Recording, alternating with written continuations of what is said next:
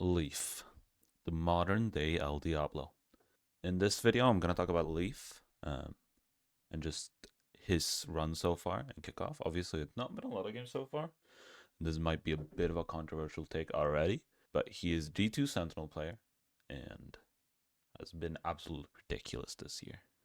But why would I even, already, after just the first, month of Valorant we've had, call this guy the modern day El Diablo? That seems kind of odd, right?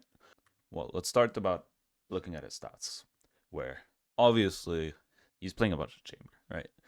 I feel like first of that's the big thing that we know about El Diablo, and yeah, what we've seen before, absolutely terrorizing people on chamber, and that's what we see with Leaf as well. I mean, G2 in general are terrorizing people, but mainly I feel like this chamber idea they have is just looked ridiculous. Like this Abyss and Pearl have just looked so good with the Vice chamber. So yeah, obviously he's been playing a bit of Vice on some maps as well, which I think Vice is sort of similar to chamber in its playstyle in being that sort of aggressive sentinel, and I think Vice is really good right now, and you see him looking really good on it as well. Obviously he's been playing some other stuff, but it's mostly on maps where they haven't picked into it. But overall, he's playing a lot of just Vice Chamber. And just when you look at his overall stats, I mean, 1.2 rating on Chamber so far, 1.17 on Vice. Like, this guy's going absolutely ridiculous. I think overall in all of VCT Americas, he has a 1.19 average rating, which the rating system isn't perfect, but I feel like it kind of insinuates that a player is good, at least. Is it really Ye level though? Like when we saw Ye, he was producing these numbers or better at an international stage. But I feel like where we saw the Ye level was more in the individual games. So if you look at a game like the G2 Leviathan game, where we see he goes plus 20, just going absolutely ridiculous, winning 8 first duels and only losing 2, and just absolutely destroying people with over a 200 damage per, or not over, but close to a 200 damage per round. On top of that, he also got 20 kills or more on both maps. But what is it that makes him this good? Well, first off, we're gonna start about talk about opportunity, where basically the way G2 are playing around him, and they're basically giving him opportunities to go crazy.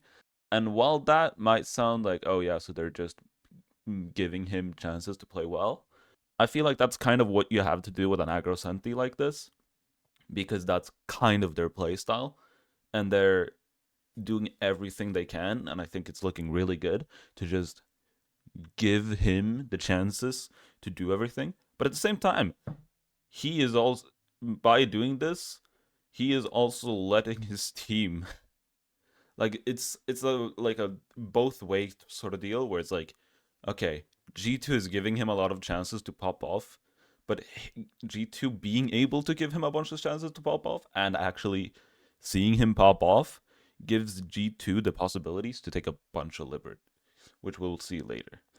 But yeah, so let's look at some examples of this. All right, so let's start with this clip here, where we have Leviathan G2, the game I was just talking about. And we're just going to start by looking at this setup we have right here. Might be seeing a clash over towards A main for one of the first times where both sides... So just immediately at the start of this round, there's a Vice wall on B. He is alone holding this mid line. And all of G2 are playing it. So these are the sort of setups you will see G2 go for a lot of times, where Leaf is practically holding the entire map while his team 4-man goes somewhere. And it's just ridiculous how they can just rely on Leaf doing this. But it's just like the sort of agent and player he is. And we'll see here at the start of the round, Lev fights this A main. Thorns out through the back here. Hard committal and a delayed play with the and they actually, as we're gonna see now, I'm gonna lower the volume a bit here. You actually see here, they're gonna lose the fight here. Like, they're gonna lose the fight pretty heavily here, right? Now it's a 2v4. And you're gonna say, wait, who got the kill? Oh, It was Leaf mid, right? So because of what they did here in A main and how aggressively G2 was fighting this, Demon 1 was like, alright, I'm gonna take a timing mid. Expecting nobody to be there, but of course, Leaf was holding him. Meaning, and because he has an operator, obviously he wins out that fight and can then just TP back to his team, right? And then, I mean, what happens next is just a ridiculous 2v4 for Leaf and Trent. But just overall, like, how they play this round just enables Leaf to play really well, obviously, with that first pick in mid. And now, obviously, he just had some nasty shots. So, like, you can see that here. Look at first this one, that then goes into that one, which is just ridiculous. And now it's a 2v2. But obviously, then here, like, Leaf tries to go aggressive here with Trent and ends up actually losing the fight. But then Trent just absolutely fucking destroys them here.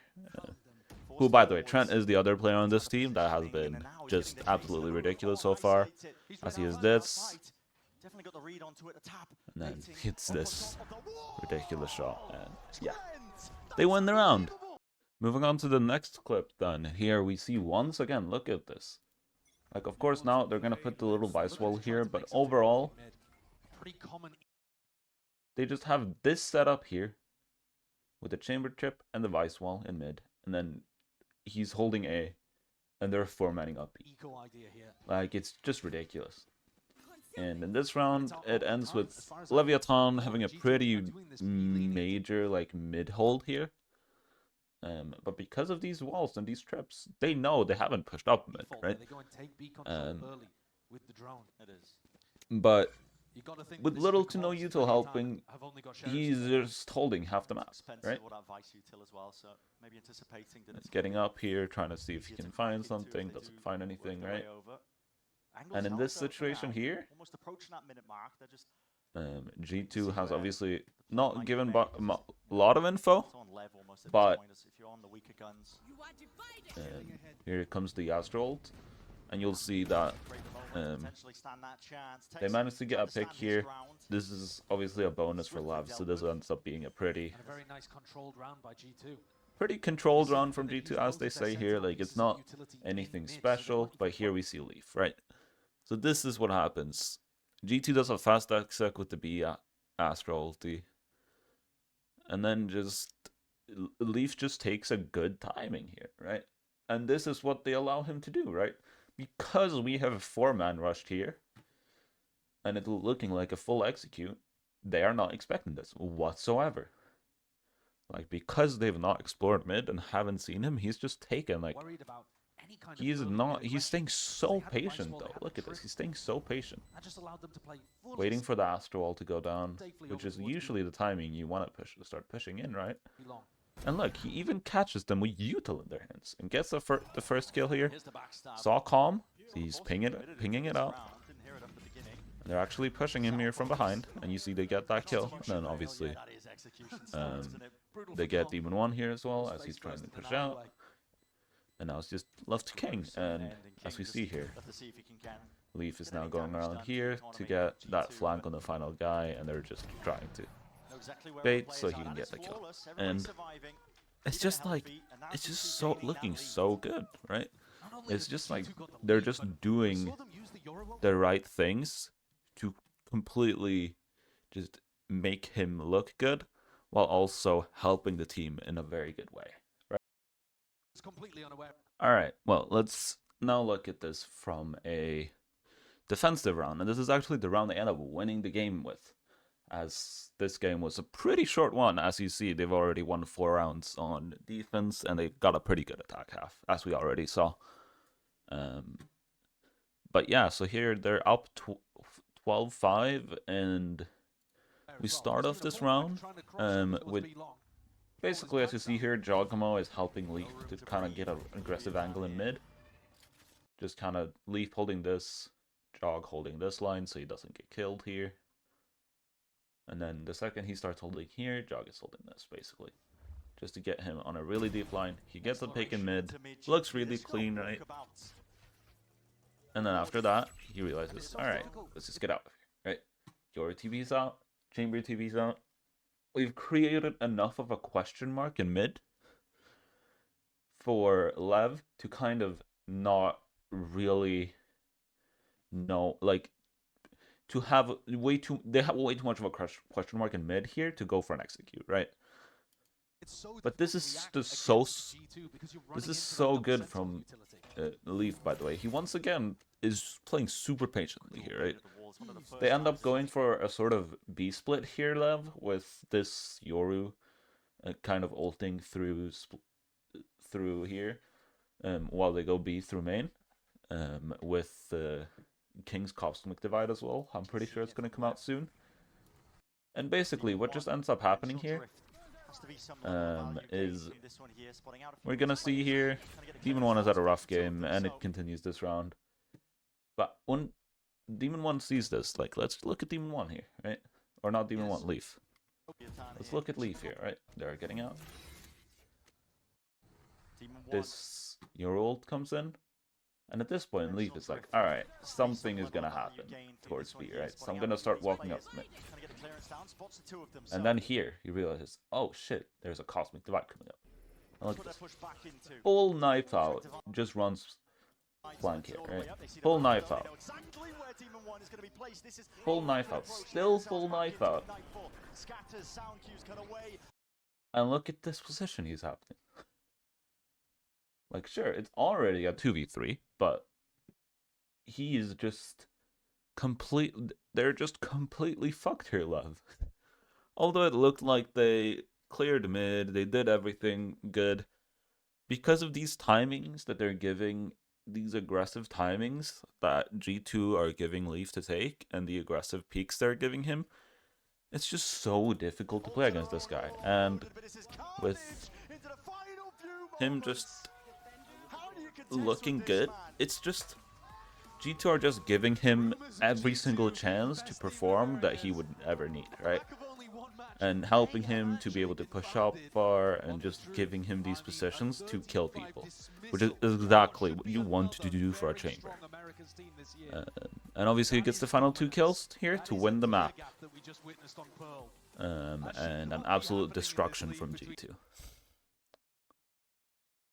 Alright, moving on to the next part of this, of why Leaf is so good, and we're gonna talk about this, which I've maybe slightly mentioned already, and this will probably be a shorter section as there's not a lot to talk about, but just his aim, man. This guy is ridiculous. As you probably saw in the earlier clips, like, this guy can hit some nasty fucking shots. Some nasty shots, especially with that headhunter. So let's watch some clips and just see what this guy can do. Alright, so this is probably the clip everyone has seen already. Although they actually end up losing this round. Leaf gets a kill here, he's on the flank. But at this point, obviously, everyone knows he's flank, right? Everyone knows. And sure, we see a Sentinel. We see that they're actually on a bonus here. So I don't think eventually it matters, but just look at Sen's money, that's where it really matters this time. And obviously G2 are absolutely destroying them this game. But just look at this round, man. Not only had he already had a good game, but look, he wins the op duel, first of all, after already losing the second fight. And now, after having shown himself here, he now goes and grabs Heaven. Celsius gets dropped by Leaf. That was an opera, if I'm not mistaken. And no, just, I mean, yeah. This is probably the most, like, yay-esque clip I think I've ever seen this man pull off. Like, it's ridiculous. Like, those headshots as well are just absolutely ridiculous, and there is not much I can say, really. It's just ridiculous. Kind of speaks for itself, this clip. It's just absolutely insane. And then another one that's not, like, as incredible, but in general as well, I feel like the strength of Leaf is that he usually gets a bunch of these just like 2Ks. Like, it just gets 2K after 2K after 2K. So it's not like he still has these insane clips, and the amount of clutches he's managing to pull off are still pretty ridiculous. But then occasionally he can still hit clips like this, right? Where it's just like, boom, boom, boom, G2 aside and just to doesn't create that gap again. just doesn't lose a fight, He's man. been amazing on Like, defense. it's just ridiculous what this man can do. But by It's pushing, just finding insane. the And this is obviously in the G2 versus Love game on the second map. And yeah, he's just absolutely fucking insane. Sorry for swearing, but it's just the truth. He's just ridiculous. So yeah. And well, that's really all I can do on the aim. I mean, there's it's just about him hitting some insane shots, right? That's like what aiming is, right? He just hits the clips. He has the aim. He has the mechanics to be able to have this sort of play style. And at the same time, like aim one, like it can be applied to all the clips we saw in the past and all the clips we're gonna see in the future as well, right? Every single one of his clips, you can see his consistently decent and incredible aim, right? But what else is it really that makes him so good? Because I feel like just having good aim and having your team set you up is usually not enough to be one of the best players in the world, as you do still need the brains. You can't just be all aim, no brains. And he is a really smart player. And I'm going to show you why. So, first off, obviously we've seen his smarts already in multiple clips, but just as a first example, I mean this 1v3 clutch here by him against C9 was probably the second clip that was like super huge, and it basically starts off with Jonah P here dying from Seppa, and then Leaf getting the trade, leaving him in a 1v2. It's basically a 1v3 because of that trade. That trade wasn't super instant, but some might argue it's a 1v2. Either way, and then he does something that reminds me a lot of the calm clutch we saw in Champs 2023, when he decides to just go all the way around here. C9 are both holding this choke. They're like, he's gotta come here, right? He's gotta come here. He just goes all the way around here. And Aussie doesn't manage to... He's even looking for it, but he doesn't see him. I know. Just absolutely ridiculous. Just kills both and wins the round for G2. Absolutely ridiculously smart and just Cloud9 completely, yeah, as they say here, Cloud9 completely confused. Does not know anything. Just none of them are looking at him, and he's just absolutely ridiculous. And once again, it's another 1v2 clutch slash 1v3. We see here G2 Leaf ends up killing second up here, while Jogimo gets killed by Narrate, putting this in a 1v2 for Leaf. And it starts off really with sort of maybe a bit of a blunder by Narrate as he blinds across and TPs up here.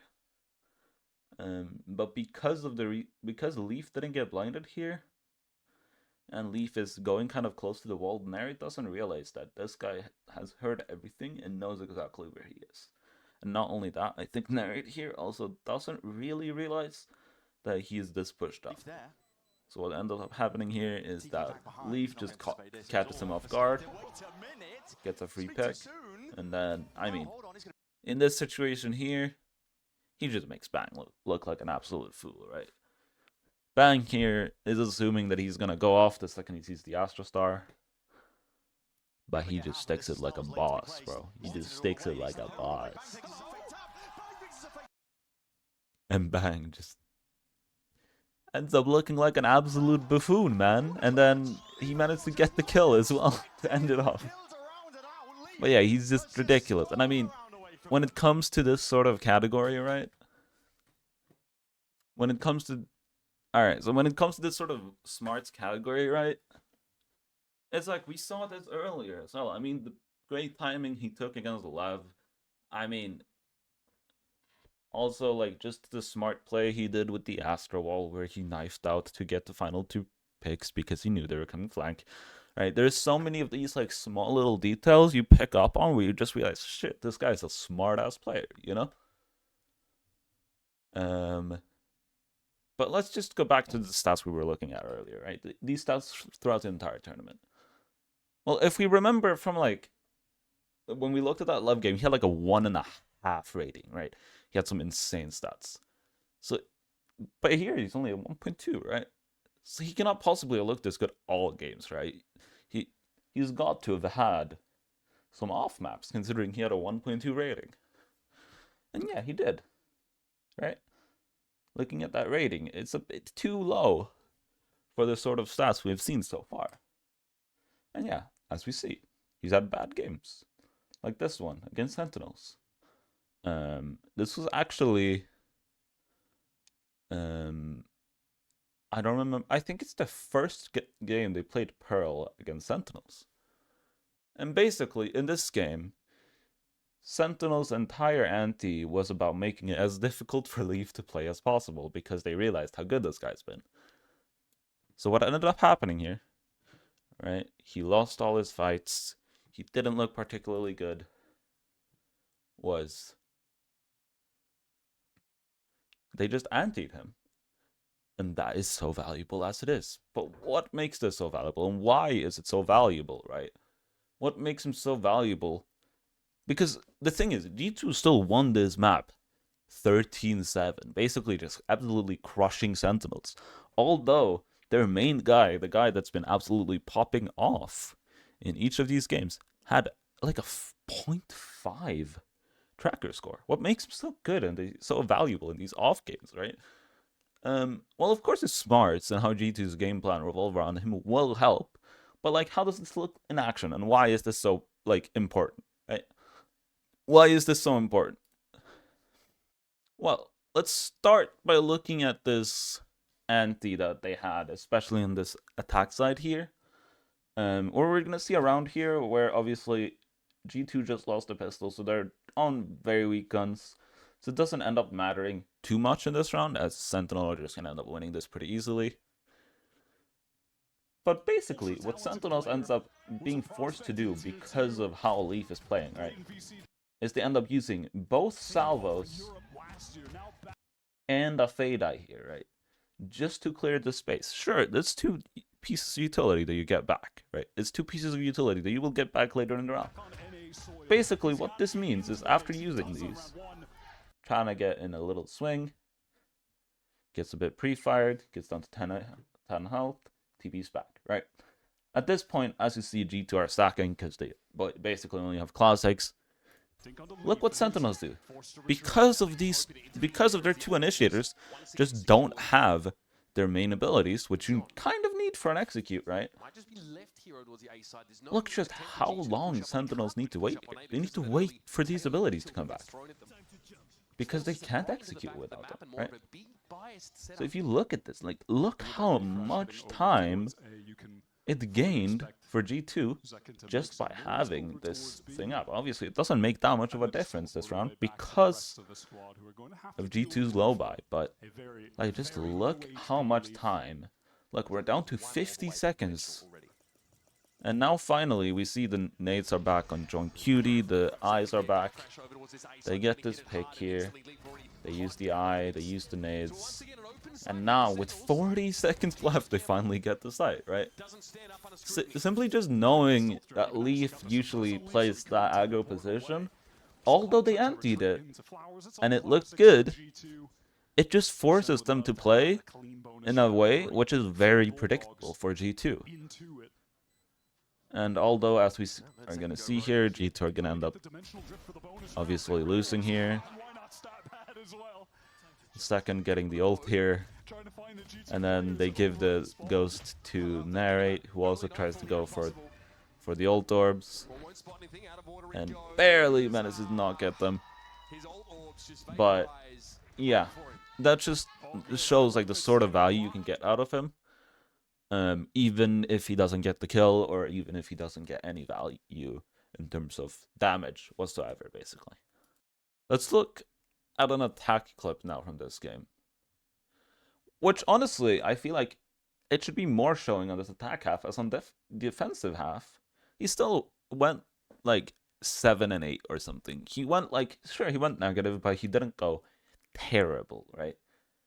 Well, on this attack half, he got 2 kills. He got 2 kills and like 8 deaths. He was just not feeling it on this attack half. And here we see the anti from Sentinels again. They know this sort of setup that they've been going for G2. And you see this, right? They know about this. So we see here, they started off here, started the round by creating some pressure outside of A. Right, they're creating some pressure, trying to clear here. And now they know, alright. So he's going to be somewhere in this area, right? We've seen nobody on A. They're your old thing on B. Leaf is going to be somewhere here, right? And because they cleared their main, he's probably going to be mid, right? Your TP's back. And at this point, as you probably saw earlier, they had Vice Flash and Razorvine to start off the round here. Holding mid, Vice holding mid. And here, Vice pulls back his Flash. Pulls out the Thorns, and now Fade is holding mid. And just look how much they expend towards this mid, resulting in G2 just obviously ends up hitting quite a lot of nice shots, which ends up winning them the round eventually. Either way, so it doesn't really matter once again. But like, look at this. So now he's super late here, Nary, right into this. And he ends up basically like, here, Leaf doesn't get a kill because look at this. He's still looking for this. He's still looking for this. Like, Nary does not know what to do here. He's just looking for this flank. He's like, we do not let Leaf do anything. So sure, they get Leaf here, but Jogamo gets this kill now. Because they're just not, they can't be coordinated because they're scared of Leaf constantly. And now, obviously, Nary is left to 1-3, and he gets 1, but yeah. They end up getting 11 to 11 here. But obviously, he got about other rough maps, right?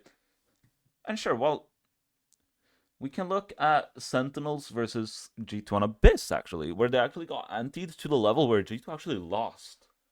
But here we saw a game where we still got value, and especially to me, G2 actually managed to get 5 on defense on Abyss, which to me is really good. Like, you can get like 10 on an attack half on this map, and G2 managed to get 5 on defense.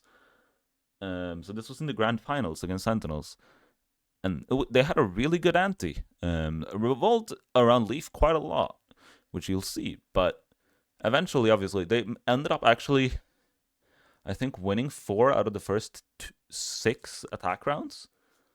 Meaning they went up to, what? After getting 5, they ended up being, like, basically they ended up being 9-8 up. Then I'm pretty sure Sun took a timeout, and G2 just couldn't figure it out, and lost the map, right? But when we saw, like, this G2 side look so bad that, like, they looked so bad that, like, they couldn't even get attack maps, like, they couldn't even get a solid attack half on a map that was already pretty attacker-sided, right? Well, that's what we get here, and we will see that he still brings value. We start this round off, actually, with Leaf putting a trip here, right? And actually, it's G2 who is mid at this point. And actually, as you see, they did win the first 2, so it's actually, I think they won... Yeah, I'm pretty sure they won 4 out of the first 5 gun rounds, was the thing. Hold on. But yeah, here they actually end up pressuring mid first, basically just kind of clearing it out slightly to create some question marks in mid. But then they just give it up to let Leaf hold this part of the map, right? And Sen are still looking here, which makes sense at this point, right? They're still looking at this, which at this point definitely makes sense, right? But here, you know, we have this knife coming out. Pretty sure it hit Jogamo here as well. But just look at this now. So we have John Cutie here actually getting somewhat in time for the side exec. But just look at the rest of Sentinels. Like, we know at this point that they're executing onto A. Right, Jogamo is out. They have thrown this Molly. Celsius is fighting. Like, we know that. But look at where Sentinels are. First off, the rotates need to go all the way around here because they're scared of mid. But also, they still have this guy here, which is fine. But they literally have 2 people holding for Leaf here. They have 2 people still holding here, which some might call a mistake. But at the same time, what are they supposed to do? Like, this rotate is so long that basically all they can do is try to find this kill on Leaf, right?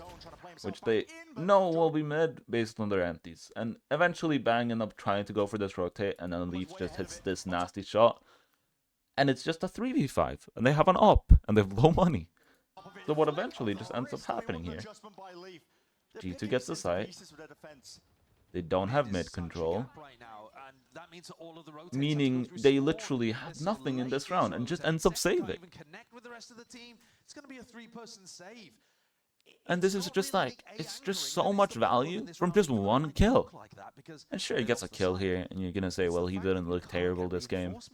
No, definitely not. But compared to the other games, he still did not look amazing. And getting this sort of round where you just see every single value that this chamber gets, it's just ridiculous. And then he ends up dying here after holding a crossfire on off angle, but he gives so much value for this G2 team, and it's just ridiculous what this guy does on a round-to-round basis. And Sentinels basically just ends up, obviously, Giacomo dies here, but they just end up needing to save because of how much pressure this mid push does by the chamber, and obviously them getting a kill there, and then also killing the side anchor. Meaning it basically just becomes a round where Sentinels just have no chance, right? Alright, so that is why I would consider Leaf the modern day El Diablo. And thank you for watching. I hope you enjoyed this video. Please like, comment, and subscribe if you enjoyed it. And I'll see you in the next one.